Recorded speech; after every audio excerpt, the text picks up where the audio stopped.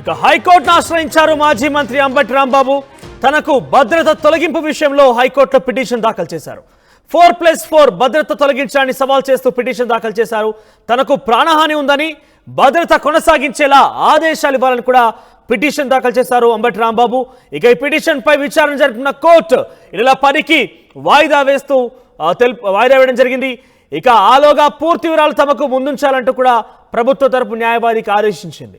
భద్రత కొనసాగించాలని పల్నాడు ఎస్పీ డీజీపీకి విజ్ఞప్తి చేసినా కూడా పట్టించుకోవడం లేదంటూ ఈ పిటిషన్లో మెన్షన్ చేశారు.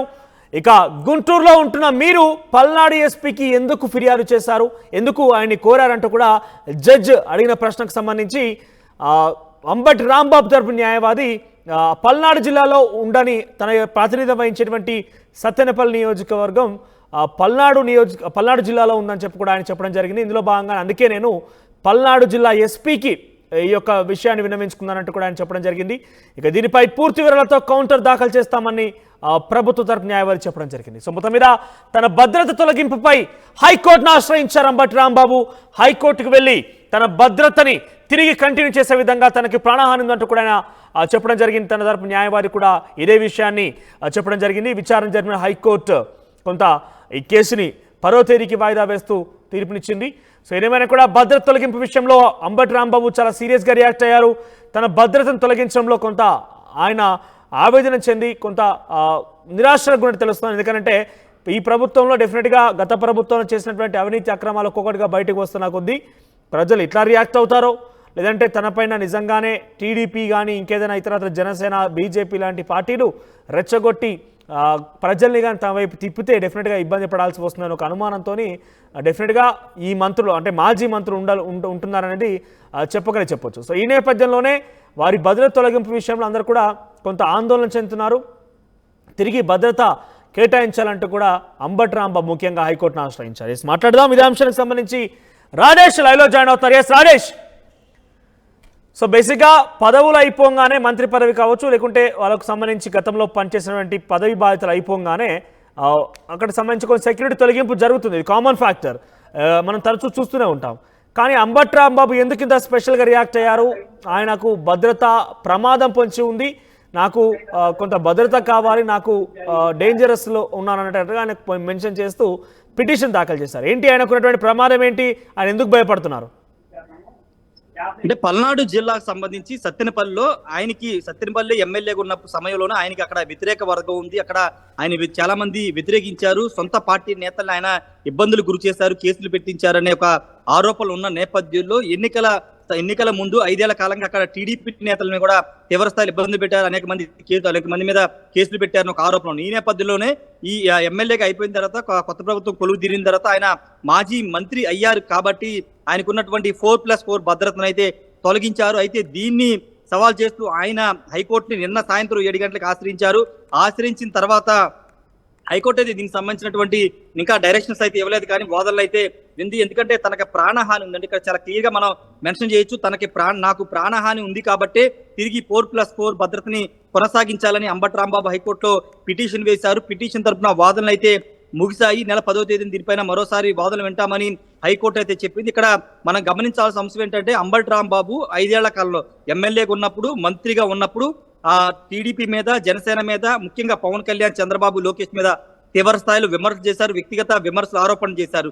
ఈ నేపథ్యంలోనే తెలుగుదేశం, జనసేన లేకపోతే కార్యకర్తలు ఎవరైనా తన మీద దాడి చేస్తారనే ఒక భయం, ప్రాణహాని ఉందనే ఉద్దేశంతో ఆయనైతే హైకోర్టుని ఆశ్రయించడం జరిగింది. అయితే హైకోర్టు కూడా చాలా క్లియర్ గా మెన్షన్ చేసింది.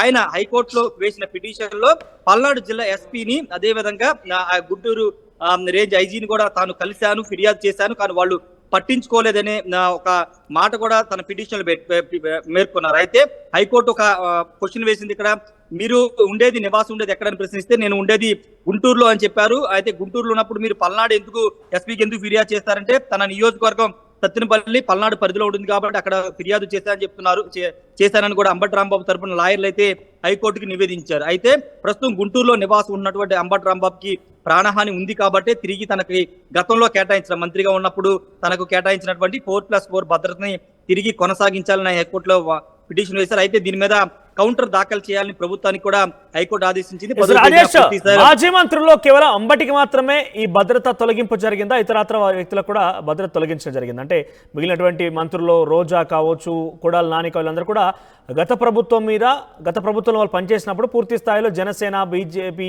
టీడీపీల మీద చాలా పెద్ద ఎత్తున విమర్శలు చేశారు. సో వాళ్ళు కూడా ఇదే కోవకు చెందే వాళ్ళు ఉన్నారా? అంటే ఈ భద్రత తొలగింపు విషయంలో వాళ్ళు కూడా కొంత కంప్లైంట్ ఇచ్చే పరిస్థితి ఉందా?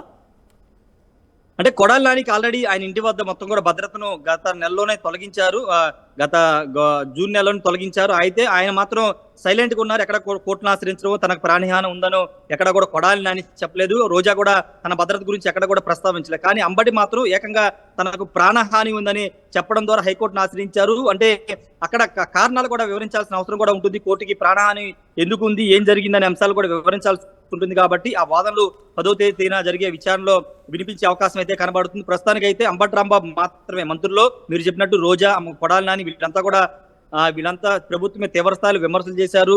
చంద్రబాబు, లోకేష్, పవన్ కళ్యాణ్ టార్గెట్ చేస్తూ వ్యక్తిగత విమర్శలు కూడా చేశారు. కానీ వాళ్ళకంటే భిన్నంగా అంబటి రాంబాబు మాత్రం ఏకంగా తనకి ప్రాణహాని ఉందని కోర్టులో పిటిషన్ వేయడం పట్ల ఇప్పుడు రాజకీయంగా కొంత చర్చ కూడా జరుగుతుంది. ఆ స్థాయిలో అంబటి రాంబాబు ఎందుకు తిట్టాల్సి వచ్చింది, వ్యక్తిగత విమర్శలు ఎందుకు తిట్టి ఈ రోజు ఈ స్థితికి ఎందుకు వచ్చారని కూడా కొంతమంది మాట్లాడుతున్న నేపథ్యం అయితే ఉంది. ఏదేమన్నప్పుడు మరి అంబటి పిటిషన్ పైన 10వ తారీఖు పూర్తి స్థాయిలో విచారణ జరుగుతుంది. కాబట్టి ఆ రోజు కోర్టు ఆయనకి తిరిగి 4+4 భద్రతను కొనసాగించమని చెప్తుందా, లేకపోతే మాజీ మంత్రి అయిపోయారు కాబట్టి భద్రత కొనసాగించడానికి అవకాశం లేదని ఏమైనా కోరతారా లేదో చూడాల్సిన అవసరం ఉంది.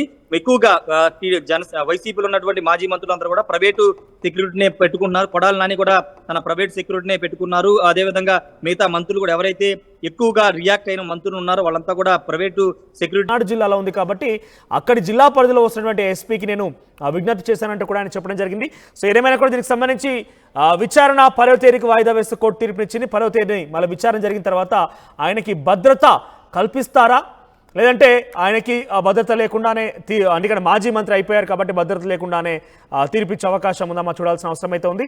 ప్రస్తుతానికైతే మాజీ మంత్రుల్లో అటు రోజా కానివ్వండి, కొడాలి నాని కానివ్వండి, చాలా మంది మాజీ మంత్రులు, దాదాపుగా అందరు మాజీ మంత్రులు అందరూ కూడా భద్రత తొలగించడం జరిగింది. ముఖ్యంగా మాజీ ముఖ్యమంత్రి జగన్మోహన్ రెడ్డి కూడా భద్రత తొలగించారు. కానీ వీళ్ళంతా కూడా ప్రైవేట్ సెక్యూరిటీ సిబ్బందిని ఏర్పాటు చేస్తున్నారు. ప్రైవేట్ సెక్యూరిటీ మధ్య వాళ్ళంతా కూడా వాళ్ళ కార్యక్రమాలు కొనసాగిస్తున్నారు.